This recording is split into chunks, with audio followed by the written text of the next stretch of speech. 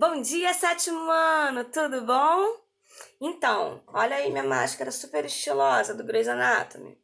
Isso daí, ó, é para inspirar vocês a também comprarem uma máscara bem bacana e nunca saírem sem ela, tá bom? Mas aqui para nossa aula, como a gente não tá pertinho, eu posso tirar e falar com vocês melhor, para vocês me ouvirem bem mesmo. E aí, Caio, lembrei de você, Caio. Olha o brinquinho que eu tô usando, que lindo. Adoro. Vamos lá, então, corrigir o módulo 12, galera. Vamos lá, com entusiasmo, hein? Vamos lá, número 1. Sobre o narrador, responda as questões a seguir, tá? Já na primeira linha do trecho lido, o que podemos perceber em relação ao foco narrativo? Isso é a letra A. Justifique sua resposta. Bom, no caso aqui, o meu gabarito, que não precisa estar igual ao seu, diz o seguinte: podemos perceber que o narrador é personagem e participa da história, pois fala na primeira pessoa. Confesso que fiquei. Aí o trechinho, né? Confesso que fiquei bastante desconcertado ante aquela nova prova quanto à utilidade prática das teorias do meu companheiro. Então, meu companheiro, confesso, isso tudo é indício de primeira pessoa, no caso aí do singular, poderia ser do plural também, né? A pessoa poderia estar incluindo mais alguém e assim mesmo. Então, a gente já justifica aí o foco. O que é foco narrativo mesmo? Foco narrativo é em que pessoa está sendo narrado esse texto, que tipo de narrador a gente tem, tá bom? Letra B. Mais adiante no trecho, o que percebemos de mais específico sobre foco narrativo? Justifique sua resposta com mais passagens do trecho. Gente, a gente percebe, né, que o narrador é personagem, mas pelo que se pode depreender da leitura, né, se pode retirar dessa leitura, não é o protagonista, já que em todo o trecho transcrito se dedica a acompanhar e narrar o que diz e faz o Holmes, né? Banal, disse Holmes. Isso daí é um trechinho, né? Mas a sua expressão parecia indicar-me que a minha evidente surpresa e minha admiração lhe eram agradáveis. Então, na realidade, trata-se do Dr. Watson, assistente do Holmes. Então, a gente percebe aí que, apesar de ser um narrador personagem, ele não é o protagonista. Então, é isso que a gente pode perceber também, porque eu acho que eu nunca tinha comentado isso, que o narrador, ele, quando é um narrador personagem, é muito comum que ele seja também o principal, mas nesse caso aí não é. Vamos lá. Número 2. Vamos aqui, deixa eu baixar aqui para eu ver. Diz o seguinte: a finalidade da parte introdutória de uma obra é comumente apresentar a situação inicial e, em especial, os personagens. O trecho lido pertence ao terceiro capítulo do livro e ainda faz parte da introdução. Aí, letra A pergunta o seguinte: embora não seja nomeado nesse trecho, quem está narrando a história é o Dr. Watson, o assistente de Holmes. Qual a importância dessa escolha para que a ambientação do leitor com os personagens? Explique. Então, vamos lá. Está perguntando aqui que, embora não tenha sido nomeado, Dr. Watson, ele é que vai narrar isso aí. Qual a importância disso, né? Então vamos lá. Nessa introdução, Watson está começando a interagir com Holmes. Ainda o está conhecendo e não sabe exatamente o que pensar sobre o companheiro, pois estranha certos aspectos de sua personalidade tão peculiar. Eu tenho que parar e tenho que falar pra vocês. Eu tô vendo Flash, vocês conhecem a série Flash? E aí tem um personagem, né, que ele também é um detetive. E aí ele vai no encontro com uma garota, na verdade não é um encontro, né? Ele conhece uma garota no bar, e aí ele chega e fala pra ela assim, várias coisas da personalidade dela, descreve a vida dela como ela é. A mulher fica tão apavorada, falou: você tá me seguindo, você tá me olhando, você é um. Essas psicopatas, né? Ela achou que ele era um psicopata, porque só de olhar para ela, ele já sabia como ela era, como era a personalidade dela. E aí ela achou que ele era um psicopata que estava vendo ela já, né, olhando, né, perseguindo ela. E não era verdade, ele tinha acabado de conhecer ela. E aí é assim que é o Sherlock, né, Sherlock Holmes. E no Flash, ele até tem um apelido que é Sherlock mesmo, né? Muito legal. Lembrei disso aqui, não tem como eu não fazer essas sinapses aí. Vamos lá. Aí diz o seguinte, né? A escolha de um narrador desse tipo, né? Um personagem secundário no caso, permite que o leitor seja conduzido pelos seus relatos, pois à medida que o Watson narra a história e descreve o protagonista, o leitor se sente mais ambientado com a dinâmica apresentada, conforme demonstra o seguinte trecho. Aí tem um trechinho aqui que a gente pode perceber essa característica bem forte, né? Ó, o meu respeito pelas suas faculdades analíticas aumentou enormemente. Todavia, ainda me restava no espírito a desconfiança de que aquilo poderia ter sido arranjado previamente a fim de me deslumbrar. Embora eu não pudesse atinar por que motivo ele se daria ao trabalho de assim comprovar as suas asserções, ou seja, as suas afirmações. É muito legal, gente. Vocês já viram? Eu passaria, se a gente estivesse em aula, né, juntinho, eu certamente levaria um trechinho de uma série ou então do filme mesmo, né, para vocês verem o Sherlock Holmes, como é que ele atua, como ele é incrível, como ele é impressionante. Vamos lá, letra B. Nas narrativas policiais clássicas, o personagem do detetive costuma ser alguém admirável.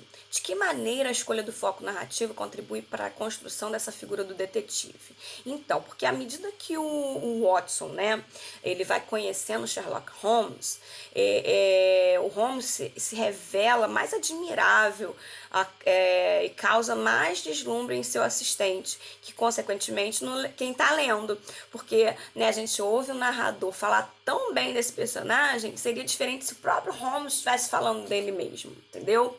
Então vamos lá, por seus jogos dedutivos, por sua calma, por sua erudição, ele fala bonito, por seu agudo senso de observação, tudo isso leva o leitor a enaltecer, né, a engrandecer esse personagem protagonista e se identificar com ele, tá bom?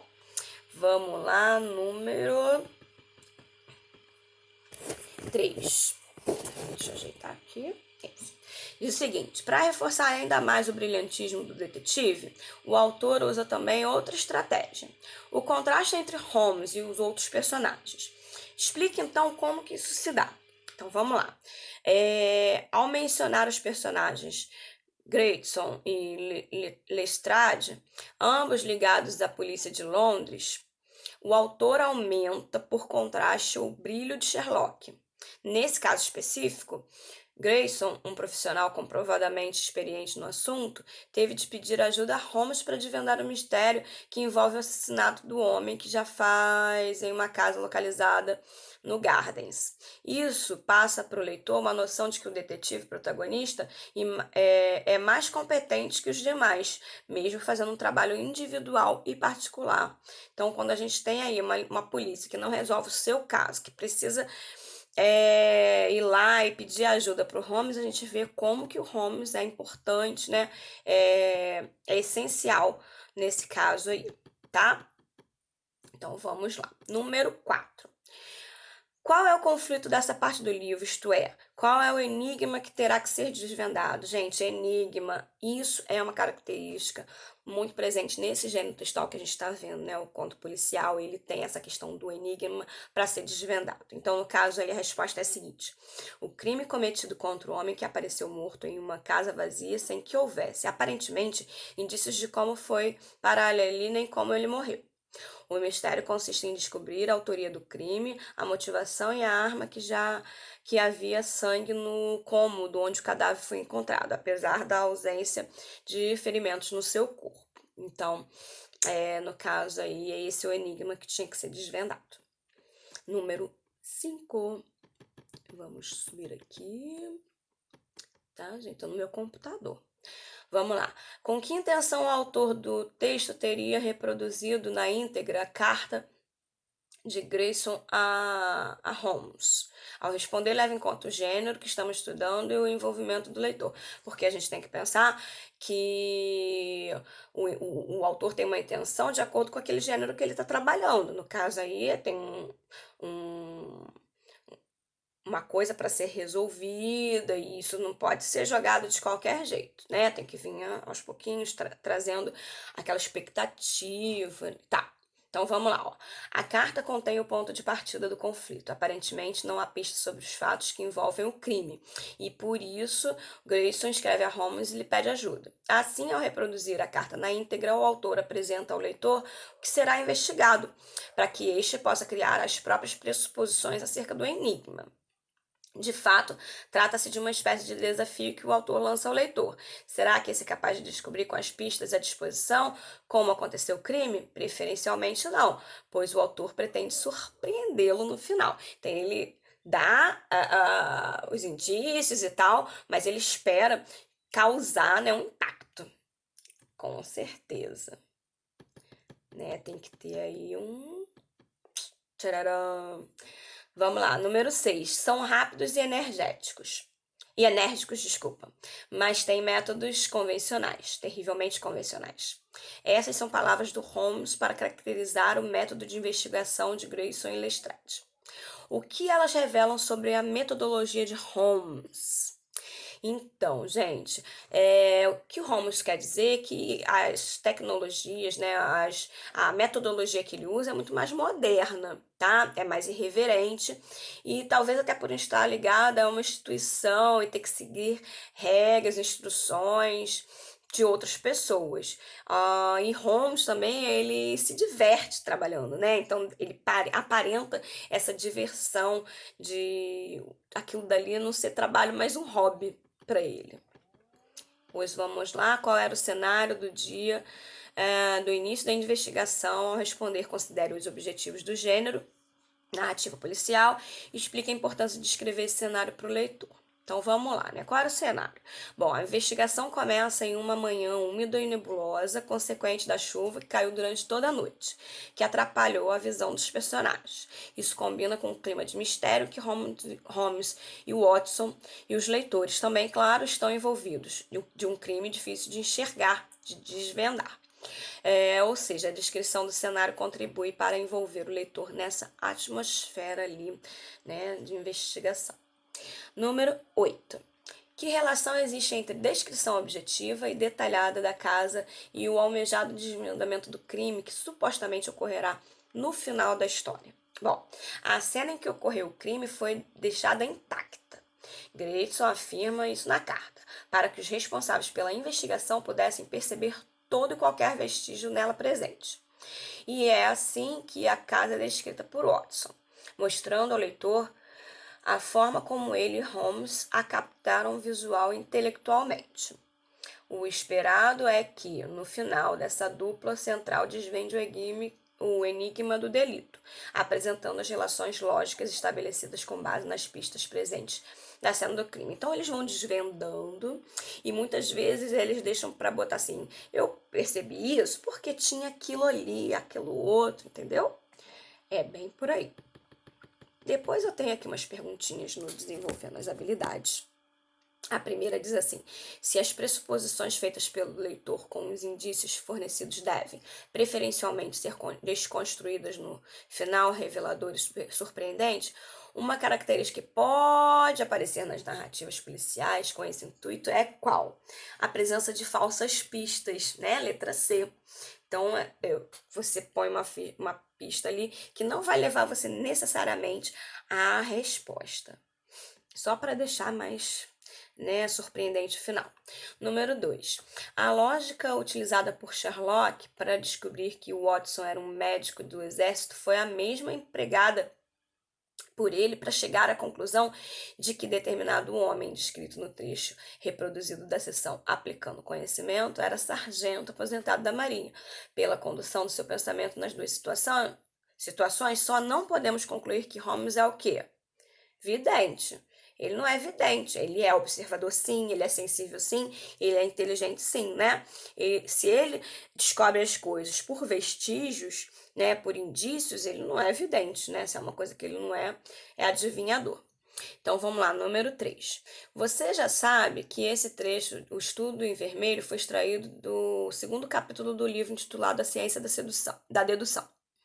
O método dedutivo que está na base das investigações de Holmes e de outros detetives semelhantes a ele consiste em seguir uma linha de raciocínio que parte de quê? Tcharam! Letra B. Do geral para o específico, porque as noções que Holmes tem sobre a maioria dos médicos em serviço militar no Afeganistão ajudam-no a interpretar os indícios presentes em Watson.